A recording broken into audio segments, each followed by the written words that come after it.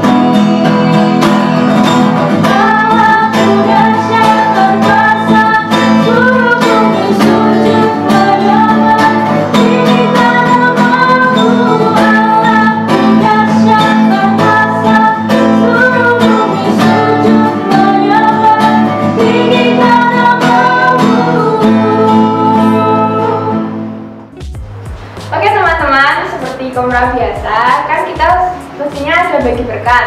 Nah sekarang kita bagi berkat. Gimana nih Beodel berkatnya? Berkatnya puji Tuhan bisa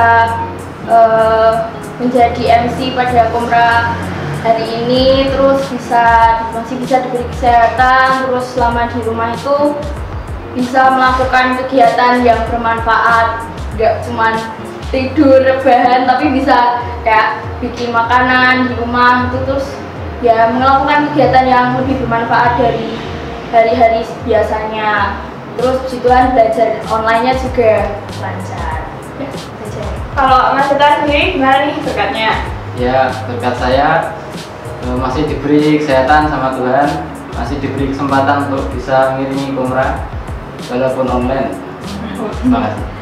Oke, kalau saya sendiri berkatnya puji Tuhan kemarin sudah mengikuti ujian sekolah, terus nilainya puji Tuhan lumayan bagus dan memuaskan. Terus juga udah dapat sekolahan yang baru. Terima kasih.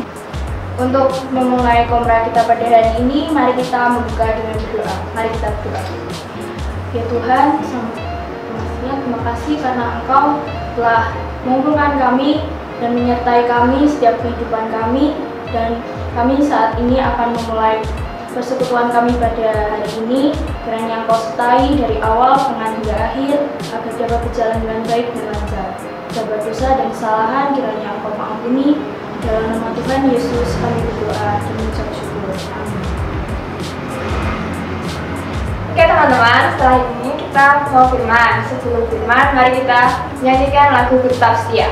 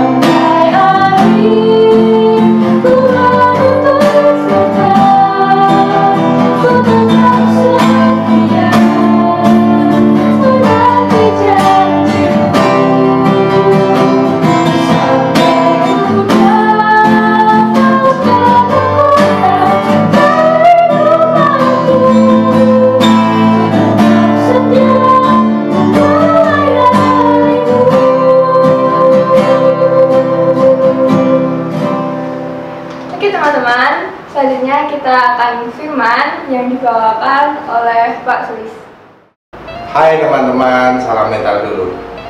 Pasti ingat ya dengan salamku ini. Ini salam paten buat aku yang selalu aku tunjukin dimanapun ketika aku jadi pajak sosial ya. Mau bikin pajak sosial seperti ini metal.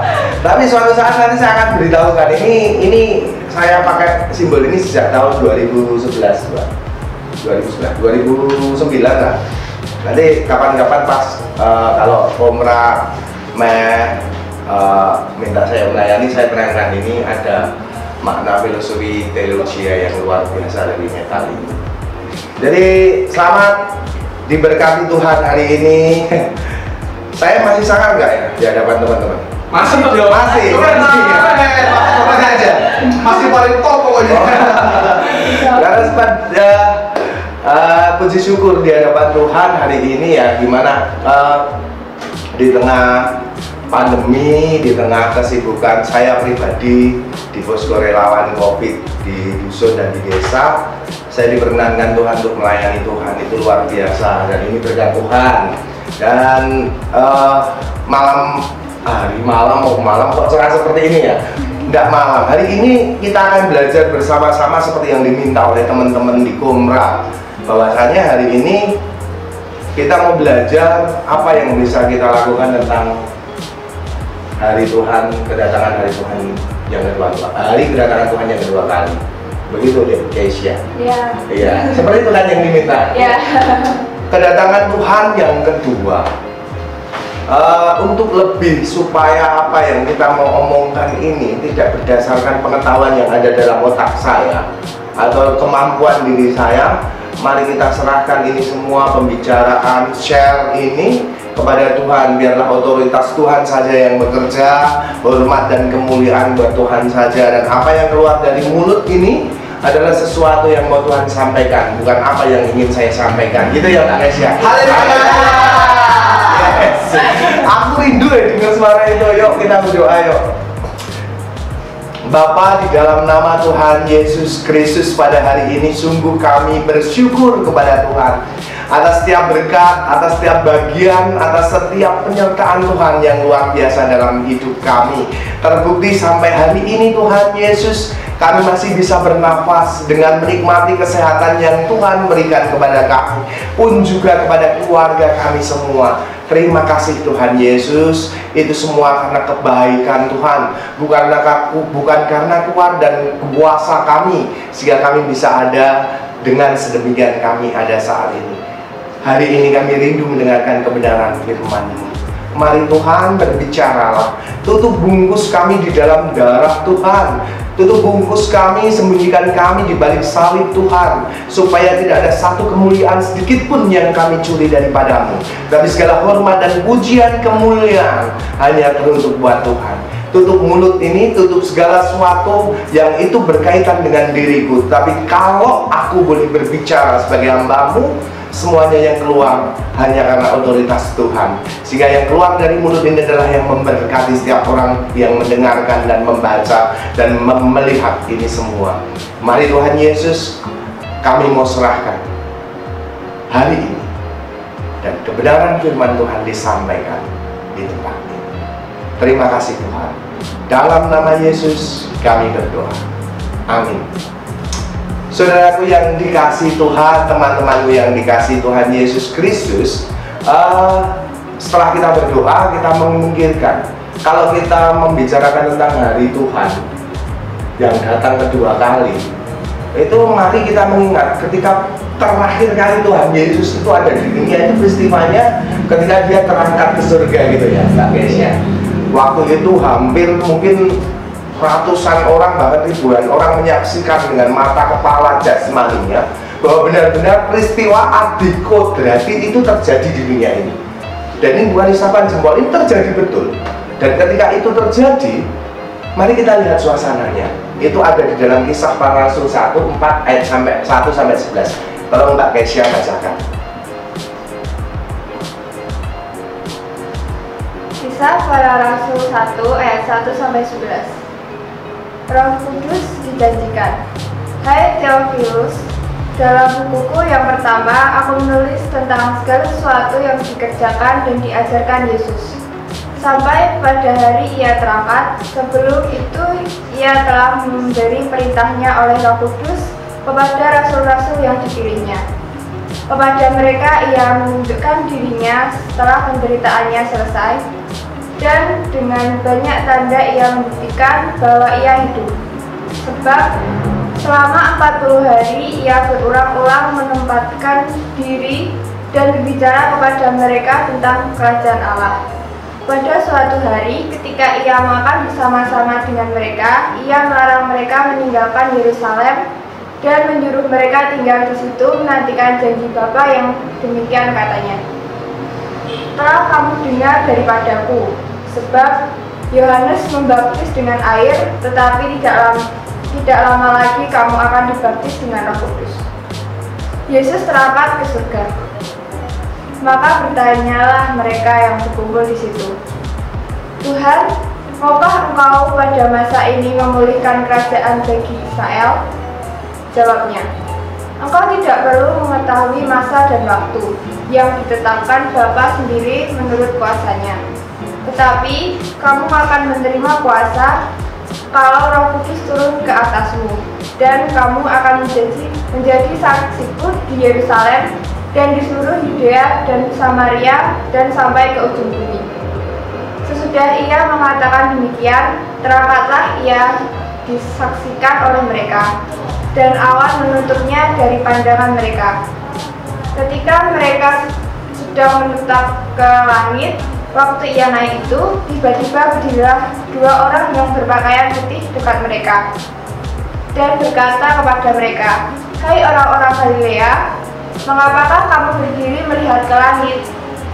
Yesus ini yang terangkat ke surga meninggalkan kamu akan datang kembali dengan cara yang sama seperti kamu melihat dia naik ke surga. Terima kasih Mbak Kasia. Saya akan ulangi yang terakhir. Hai orang-orang Galilea, mengapakah kamu berdiri melihat langit? Yesus ini yang terangkat ke surga meninggalkan kamu akan datang kembali dengan cara yang sama seperti kamu melihat dia naik ke surga. Artinya ini dijelaskan bahkan sebelum kedatangan Tuhan Yesus itu sudah dijelaskan yang kedua, bahwa dengan cara yang sama Tuhan Yesus akan datang kedua kali. Pertanyaannya kapan Mbak itu? Ada yang tahu? Ada yang tahu? Nggak ada yang tahu. Di ayat yang di dalam Injil Kristus dari Matius sampai Yohanes dikatakan bahwa tidak ada seorang pun yang tahu nih. Tidak ada seorang pun yang tahu teman-teman akan kedatangan Tuhan Yesus yang kedua ini. Tidak ada seorang pun yang tahu. Anak pun tidak, bapak pun tidak. Jadi sebuah rahasia besar, dan apa yang akan kita kerjakan ketika kita tidak tahu. Betul? Betul. Kita sama-sama nggak tahu. Yang jadi pertanyaan ketika kita sama-sama nggak tahu, apakah ketidaktahuan kita ini tidak diperlengkapi oleh Allah? Tidak. Kita memang tidak tahu, tetapi ada satu hal yang mau dikatakan oleh Tuhan Yesus di dalam Matius. Tolong dibacakan yang di dalam Matius berapa tadi? Matius 24 kalau nggak salah. Tolong dibacakan Mbak Kesia. Apa yang harus kita kerjakan sebagai anak Tuhan? Yuk. Matius 24 ayat 44. Sebab itu hendaklah kamu juga siap sedia, karena anak manusia datang pada saat yang tidak kamu duga. Nah, hendaknya kamu semua siap sedia, karena anak manusia datang pada saat yang tidak terduga.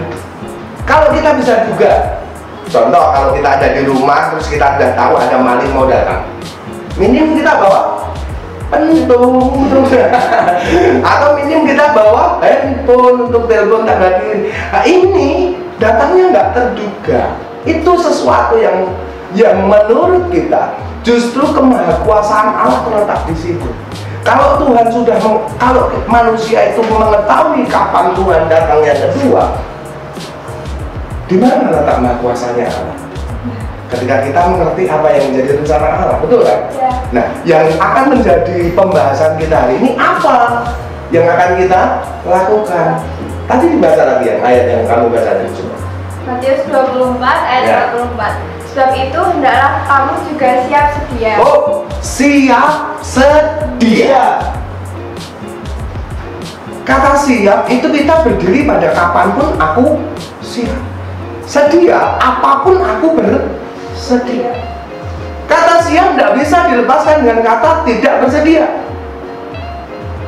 Dua kata ini satu rangkaian. Aku siap kapanpun engkau datang Tuhan, dan aku bersedia melakukan apa yang akan aku lakukan dalam menantimu. Itu kata-kata. Betul? Saya bakalan jadi teaser. Ini sedia lah ya. Saya bukan, jenanya juga pakai masker. Ini saya siap. Nih.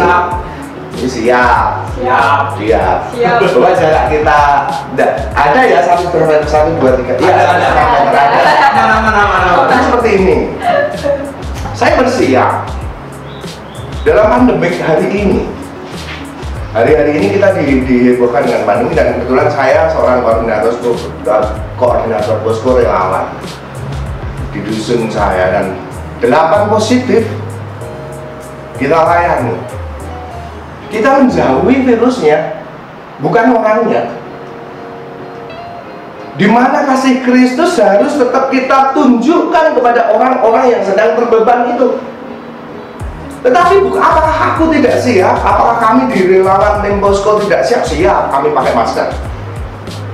Kalau kami pas distribusi barang, rangkap 3, pakai latex, pakai kaos tangan, dan sanitizer selalu disapu. Setelah itu harus rela disemprot disinfektan seluruh tubuh. Itu bentuk kesiap dan kesediaan kita. Kalau kita hanya siap tapi tidak bersedia, mereka siapa yang ngurusin? Seperti itu. Dan terbukti kasih Tuhan nyata atas kami.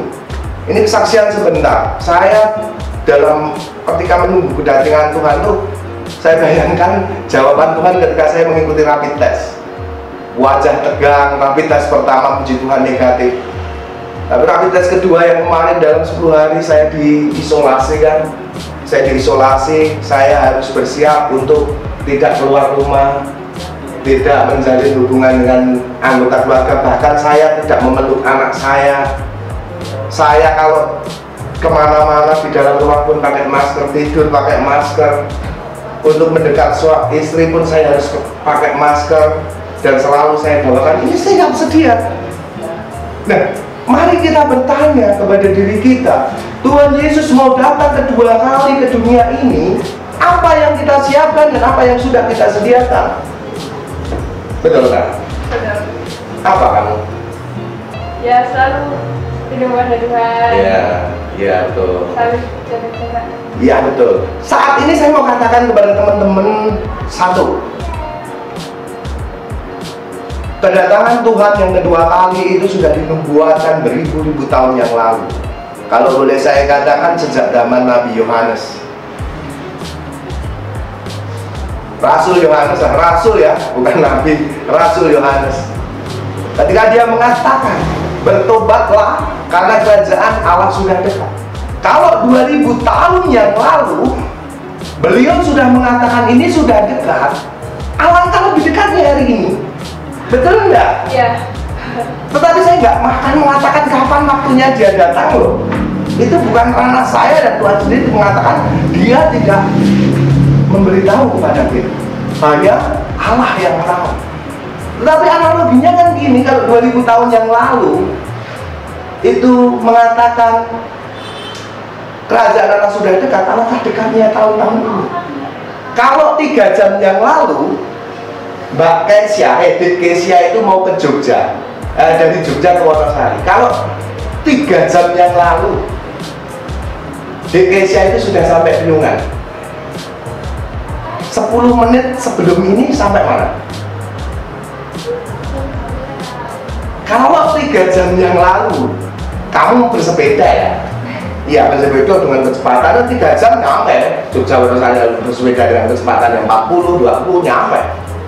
Kamu dari Jogja, kalau 3 jam yang lalu kamu sudah bilang, Mas Sulis, aku sudah sampai Piungan, Wonosari sudah dekat. Nah, 10 menit yang lalu kamu sudah sampai mana kira-kira? Siap loh kan, enggak? Iya loh. Nah, analoginya kan juga seperti itu. Kalau 2000 tahun yang lalu Rasul Tuhan sudah mengatakan bertobatlah kerajaan Allah sudah dekat, kedatangan yang kedua itu sudah dekat, alangkah lebih dekatnya hari ini. Betul nggak? Ya. Nah, kapan waktunya? Nggak tahu. Tetapi kalau mau membahas kapan waktunya, nanti di session lain. Di Matius 24 ayat yang pertama nanti ada tanda-tandanya. Nanti dibahas aja. Nanti dibaca sendiri di Matius 24. Dan tanda-tanda itu saya nggak akan bahas di sini. Yang paling penting apa yang akan kita lakukan?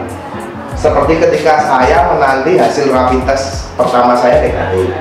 Itu menandakan bahwa di dalam tubuh saya belum ada virus yang masuk. Apa yang harus saya lakukan? Saya harus tambah lebih ketat lagi. Saya jaga jarak dengan siapapun. Saya pakai hand sanitizer, rajin cuci tangan, rangkap double. Ketika saya piket di posko, saya memang masih piket di posko karena saya, kalau semua anggota posko relawan diisolasi, siapa yang akan mengurusi orang-orang yang terisolasi kan? Jadi memang saya tetap piket di posko, cuman ya tak batasi waktunya. Kalau dulu tiap hari 10 hari isolasi itu saya cuma datang pas hari Rabu sama Sabtu aja. Nah, apa yang saya lakukan? Saya memakai masker, saya memakai latex kaos tangan, saya kemana-mana bawa hand sanitizer, bawa dari manapun saya cuci tangan, mandi, keramas, semuanya. Itu yang saya lakukan. Sampai ketika jawaban Tuhan mengatakan rapid test kedua saya negatif, puji Tuhan. Itu luar biasa, itu bukan hasil karya saya juga. Bukan karena saya siap sedia, bukan. Kalau mau berkata tentang siap sedianya manusia, itu terbatas. Maka di dalam siap sedianya manusia harus terpaut dengan erat dalam hubungan yang baik dengan Tuhan juga. Bukan berarti hubungan saya dengan Tuhan sudah baik, tidak. Tetapi bagaimana saya mendekatkan diri saya kepada Tuhan. Karena ketika orang dekat dengan Tuhan itu pasti hatinya damai sejahtera. Saya yakin, pasti hatinya damai sejahtera. Dan damai sejahtera itu mempengaruhi suasana hati. Dan suasana hati yang baik itu menaikkan hormon yang namanya endorfin. Dan hormon endorfin itu berhubungan erat dengan imunitas tubuh. Jadi bagaimana firman Tuhan akan menjadi nyata ketika dia berkata bahwa hati yang gembira adalah obat yang manjur. Nah, dalam penantian kita kepada Tuhan, apa yang harus kita lakukan? Satu, tetap hubungan baik dengan Tuhan. Supaya apa? Supaya kamu ngerti apa yang mau Tuhan maksudkan. Ada kata orang mau datang ke rumahmu tetapi kamu tidak punya hubungan baik. Tanda-tanda orang datang ke rumahmu kan kamu nggak bisa tahu. Tapi kalau kamu punya hubungan dengan baik dengan Tuhan, paling enggak kamu akan merasa siap dan disiapkan sendiri oleh Tuhan. Satu, pegang hubungan baik dengan Tuhan. Baca firman Tuhan, karena itu sumber kekuatan jiwa kita. Firman Tuhan itu dikatakan dengan jelas. Firman ini satu kuota pun tidak akan lenyap sebelum terdengar. Artinya ada kuasa dalam firman ini. Dan firman itulah yang menjadi kekuatan kita. Yang ketiga adalah hidup setia. Betul? Betul. Betul? Betul. Nah, terakhir kita refleksi. Kita dalam menanti kedatangan Tuhan yang kedua ini aja, kita kan nggak tahu Tuhan mau datang kapan, dan Tuhan itu nanti ketika kita tidak setia itu efeknya apa, kita nggak tahu. Nah, dalam masa ini mari kita belajar dulu setia, taat, bersedia juga mentaati anjuran pemerintah. Ya, saya sering merasa sedih ketika melihat anak-anak muda nongkrong seenaknya. Jangan sakiti hati para medis lah, ya. Mereka juga pengen ketemu sama keluarganya. Saya jangan sakiti hati orang-orang yang bekerja di para medis. Seperti itu. Jangan sakiti mereka. Kayak saya pun jangan sakiti mereka, ya. Selanjutnya satu hal lagi. Terus yang paling penting adalah ini, mari kita taat, bolehlah kalau memang tidak ada sesuatu yang harus mendadak keluar ya tetap tinggal di rumah. Seperti Mbak siapa tadi? Mbak Udel, berarti buat apa lagi Mbak Udel, buat apa, monggo siapapun buat apa. Tetapi kalau memang harus terpaksa keluar, ya ikutilah anjuran pemerintah ya. Kalau keluar hanya untuk sekedar nongkrong, main-main, kerumunan, dan saya sering lihat nggak pakai masker, duduk-duduk, gerombol-gerombol, malah ada yang cowok cewek berdekatan. Ini Gus nggak kenal, ini hubungan dekat, nggak kenal keluarga, woi, nggak kenal keluarga. Jadi human tuh human, jadi monggo ya, jangan sakiti para mereka. Kalau boleh memilih, para medis, para relawan itu sebenarnya pengen aja di rumah. Betul. Sebentar 2 menit saya mau ngomong.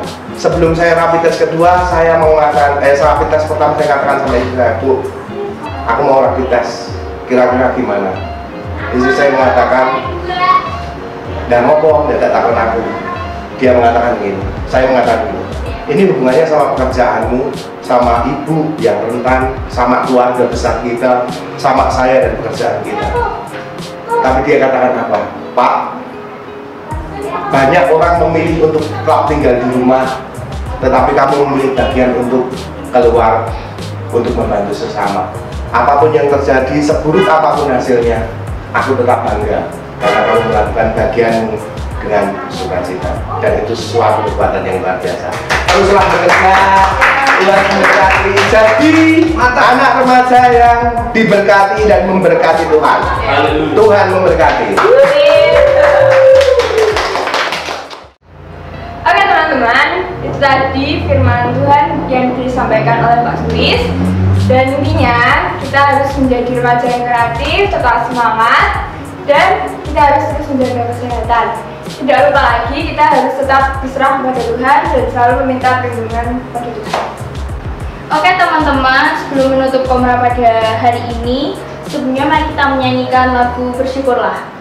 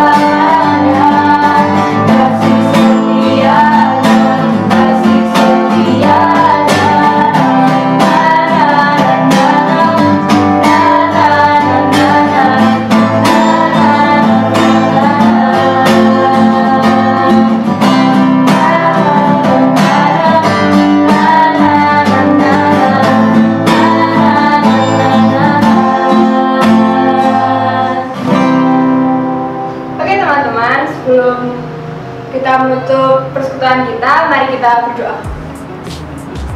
Terima kasih Tuhan, terima kasih Yesus, terima kasih Kristus. Kami telah melaksanakan persekutuan. Kiranya Engkau memberikan berkat bagi kami, kiranya Engkau selalu melindungi kami, dan Engkau selalu sertai kami. Kiranya firman-firman itu dapat membangun kami menjadi pribadi yang lebih baik. Terima kasih Tuhan, haleluya, amin.